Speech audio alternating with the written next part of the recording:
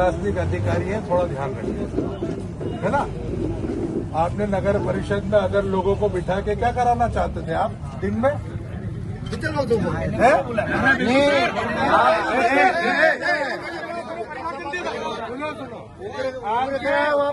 उनके भाग्य अच्छा कि मैं लेट था आज यहाँ। हाँ, नहीं तो बात का ध्यान रखना। आगे से अगर ये पुनरावृत्ति हुई तो हमको भी अंदर चढ़ना आता है।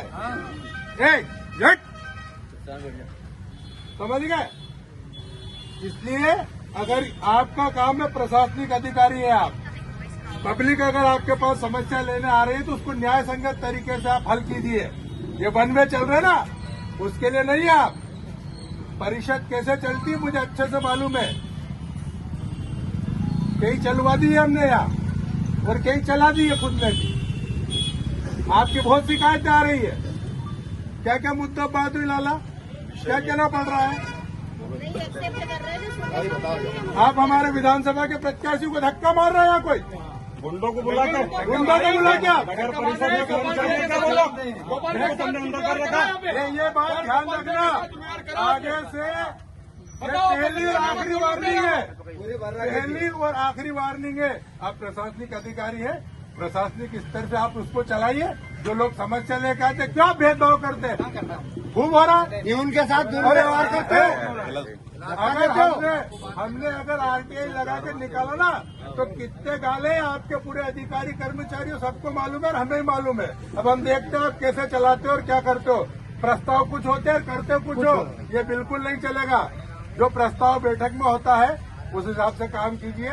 जो लोगों को हितग्राही मूलक योजनाओं का लाभ मिलना चाहिए उसमें क्यों भेदभाव होता है? बेचारे गरीब तबके के लोग, उनकी क्या पार्टी क्या पॉलिटिक्स,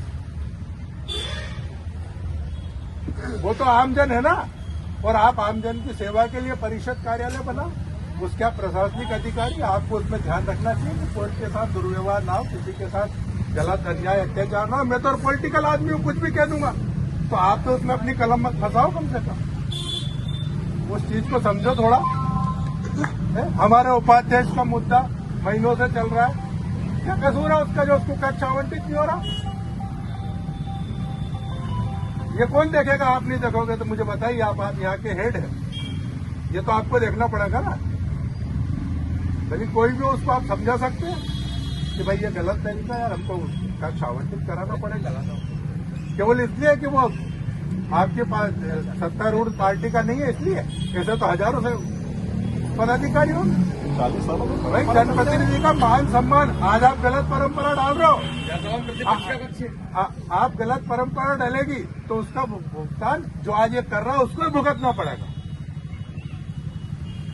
पहले कभी ऐसा नहीं हुआ जैसा आज हो रहा है। भाव चढ़ा के पहलवानी करके थोड़ी चलेगी, हम भी चढ़ा लेंगे।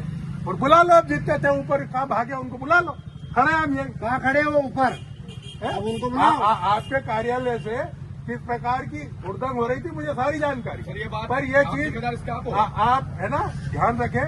अगर इस प्रकार का हुआ तो हमको भी उग्र होना आता है। जो नगर परिषद उनका क्या काम था ऊपर? वो पार्षद है, वो पार्षद है क्या? वो जो लोग पार्षद है क्या यहाँ के? कितने लोग थे यहाँ पे? आप हम उनको साथ में लेके नीचे आ रहे हैं, भीड़ लगी, कॉलर पकड़ा रहे हो, गार्ड बना रखा है, आगे रखे तुमने उनको गार्ड बना रखा है। उनका क्या काम यहाँ पे? जैसे कोई हम उनके साथ अगर हम बोल रहे हो वो अवैध उत्साह है तो उनके खिलाफ आप कार्रवाई करवाओ। ये टीए साहब उनके खिलाफ रिपोर्ट लिखवाओ अभी। कौन कौन लोग थे सबके फोटो बने हो, रिपोर्ट लिखवाओ अभी। चलो बाकी मुद्दे की बात का क्या हुआ? बाकी विषय ये है भैया, बाकी विषय क्या लाए लिख के आप बताइए मुझे। सुमित जी अपना विषय बताओ, और इनने जो लिख के लाया वो विषय अलग है। पहले पूर्व जो परिषद की बैठक हुई थी उसमें डिवाइडर और सुंदरीकरण को लेकर बैठक में प्रस्ताव पास हुआ था, लेकिन पानी की टंकी रखना या हौद रखना इस तरह का कोई भी वहाँ पे ऐसी बात नहीं। दूसरा नियम यह भैया, एमपीआईडीसी रोड पे 22 मीटर का अगर रोड है तो ही डिवाइडर बनेगा, डिवाइडर नहीं बनेगा। और ये अस्थायी रूप की बात कर रहे हैं, जबकि हमने परिषद में इस तरह से सभी पार्षद साथी खड़े हैं, पौध रखने को लेकर किसी प्रकार की चर्चा नहीं करेंगे। दूसरा ये बोल रहे हैं कि हम कैंप लगा रहे हैं पूरे नगर में। अगर आप कैंप लगा रहे हैं तो पब्लिक मूर्ख थोड़ी जो दिन भर से हमारे साथ बैठी है। हम इनसे बोल रहे हैं कि आप इसमें लिखिए कि अगले 4 दिन में हम स्पेशल कैंप लगा के नगर परिषद के सामने उनकी समस्या का समाधान करेंगे।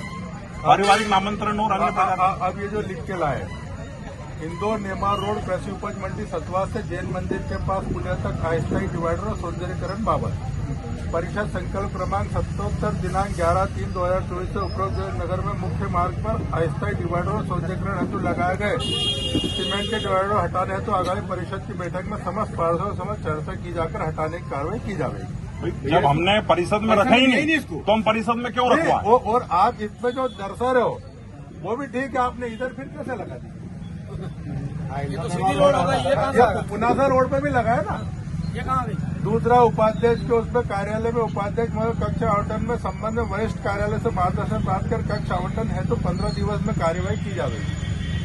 26 जनवरी के बाद 4 दिवस का शिविर लगवाया जाएगा। आप माइक से बोल रहे हैं कि 26 तारीख तक फॉर्म भरना है, हमारा अभियान चल रहा है और तुम 26 के बाद कैंप लगाओगे।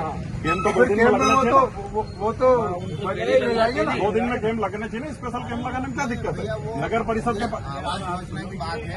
आवास योजना तो इसके बाद भी चलेगी, तो जन कल्याणकारी योजना है। शासन ने बनाया आपको 2 दिन में कैंप लगा के क्या समस्या है आपको? टेंट के पैसे नहीं है तो टेंट हम लगवाएंगे ना। टेबल लगवाओ ना, क्या दिक्कत आ रही है? जनता की समस्या का हल करने में क्या समस्या आ रही है? आप बोल रहे हो कैंप हम इधर उधर लगा रहे हैं। भाई 11 नंबर में कैंप लग रहा है उदाहरण के लिए, और 2 नंबर का आदमी 11 नंबर क्यों जाएगा? पूरे नगर के लोग यहाँ जाएंगे ना। 2 दिन बाद कैंप लगवाओ ना, क्या दिक्कत है? आप यहाँ लगा लो ना कैंप नगर परिषद में। तो गाइडलाइन है सर, 1 नंबर वो तो एक अलग विषय होगा। एक स्पेशल कैंप लगा दो ना। भाई जनता के हित के लिए तो लगा रहे हैं, क्या के लिए लगा रहे हैं कैंप? ये लगाओ और इसको हटाओ। हटाओ भैया ये वाला पॉइंट है, भाई हमको परिषद में रखा ही नहीं है तो सवाल ही नहीं है। सीमेंट का इसको हटाओ, 10 दिन में हटाओ, 15 दिन में हटाओ, बहुत का सवाल ही नहीं है। और मीटिंग बुला के अगर तय करना